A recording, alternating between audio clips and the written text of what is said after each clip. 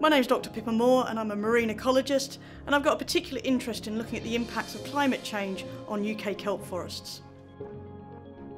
Kelp forests are a seaweed, and if you want to think about it as something that you're very familiar with, is they're like rainforests or broadleaf forests that you see on land. So they create these big three-dimensional habitats that don't just include the plant, but lots of diversity of other plants and animals, including species of commercial importance. They also provide natural shoreline protection, buffering the actions of waves, and they also can help mitigate the impacts of climate change because they uptake carbon dioxide through their growth that can then be lost out to sea and buried into the sediments. Over the last 4 years, we've been really interested at looking at the impacts of climate change on kelp forests.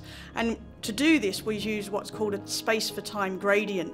And so what that means is that in the southwest of the United Kingdom, sea temperatures are about 3 degrees warmer, 2.5 to 3 degrees warmer than they are in northern Scotland. So we can suggest that actually the kelp forests in the south are likely to be the kelp forests in the north under climate change scenarios.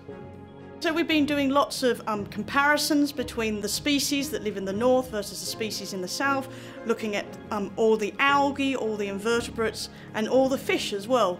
And one of the things that we've been noticing is, for instance, kelp forests in the south of the United Kingdom only reach a size of about 1.5 meters, compared to in the north where they reach a size of about 3 meters. So into the future we can expect the structure of kelp forests to be very different.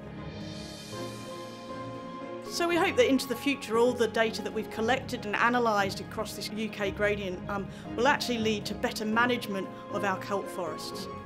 And we've recently started working with colleagues in Chile and Peru looking at how we can better manage their fisheries where they actually commercially harvest kelp for their alginates.